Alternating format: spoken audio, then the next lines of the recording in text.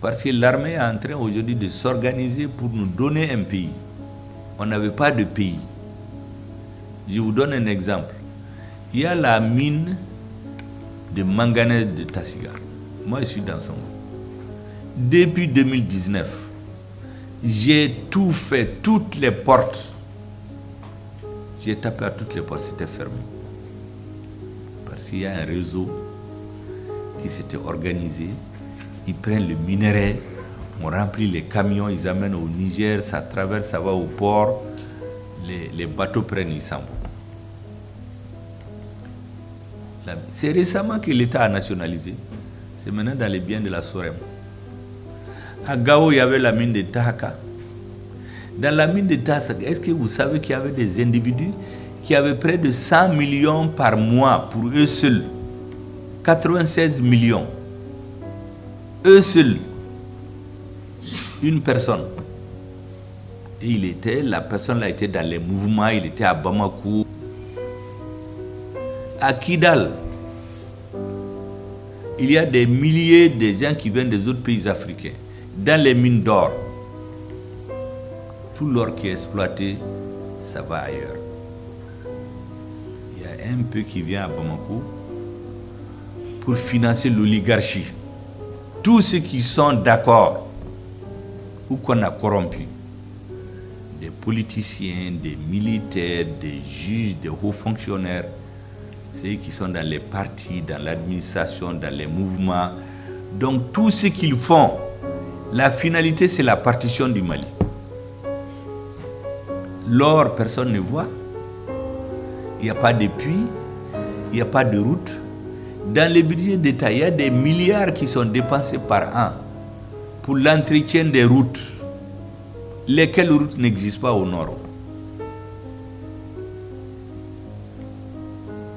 Ça, c'est pour vous donner une idée de ce qu'on était devenus.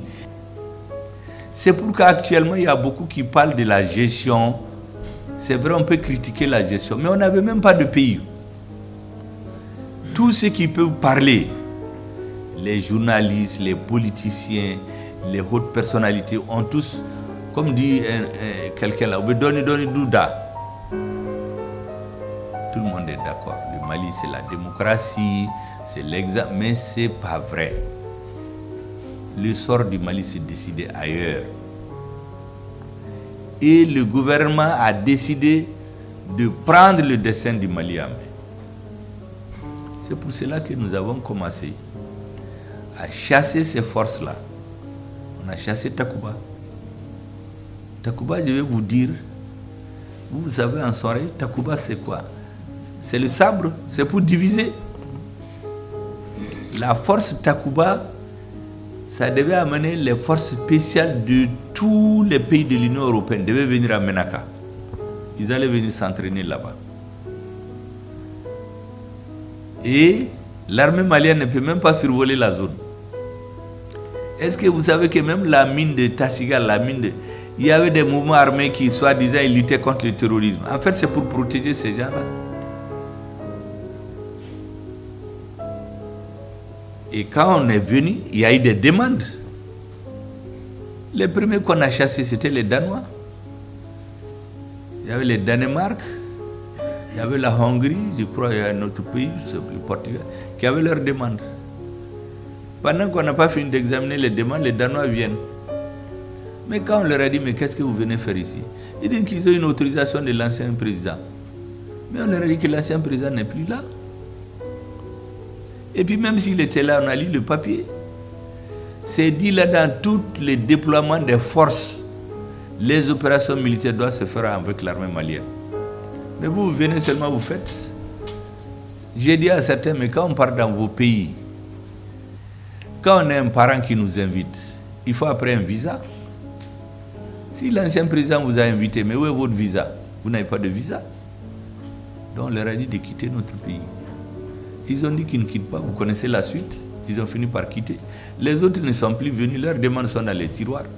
Donc on a cassé leur plan. Ils ont créé cette histoire des 3 frontières. C'est pour créer des zones de protection des terroristes. Après, on a chassé G5 Sahel. G5 Sahel, c'est le Mauritanie, Mali, Burkina, Niger, Tchad.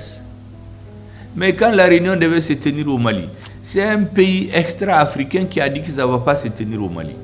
Mais notre président Assimi Goïta leur a donné un délai.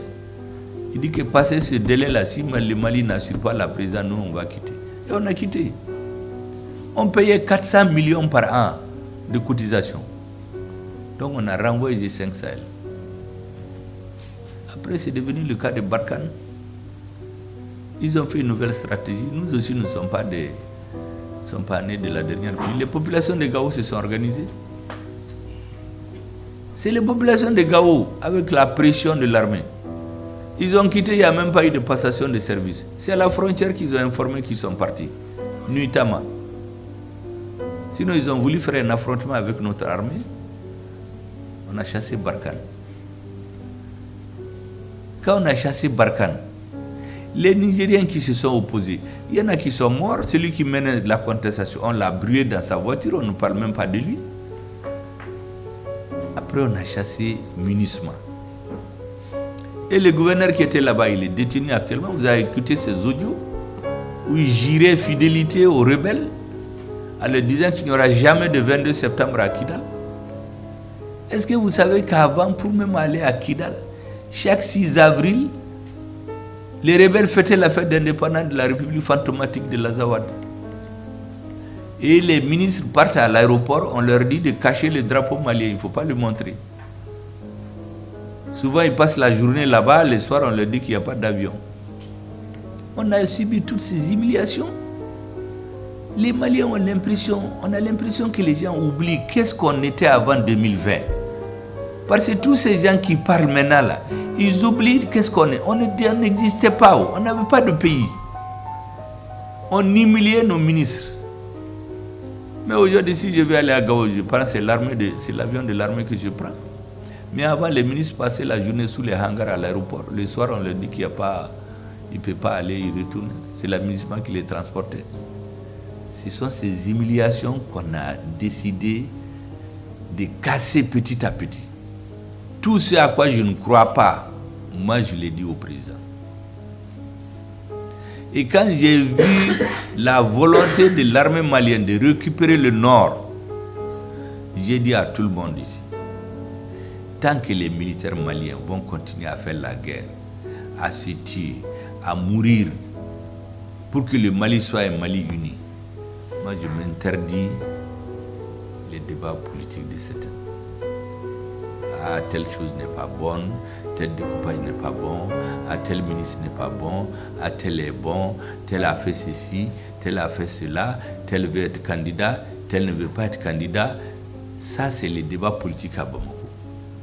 Ah, le Premier ministre ne peut pas nous unir, le Mali souffre, au lieu de s'occuper des problèmes du Mali, ils font d'autres choses. J'ai dit aux gens, il faut faire beaucoup attention.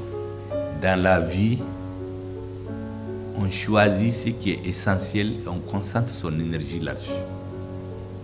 Quand on se disperse dans tout, on ne règle rien. Et la priorité pour le Malien, c'est d'avoir un pays. Nous n'avions pas de pays. On était comme ça. Les gens sont bien, ils font leur vie. Vous savez que il y a des gens qui m'ont dit, des mouvements armés, que des hauts responsables leur avaient dit de se préserver, de ne pas lutter pour rien. Parce que la France ne quittera jamais Ménaka. Parce que ce qu'il y a dans le sous-sol de Ménaka, c'est plus que ce qu'il y a dans certains pays du Moyen-Orient.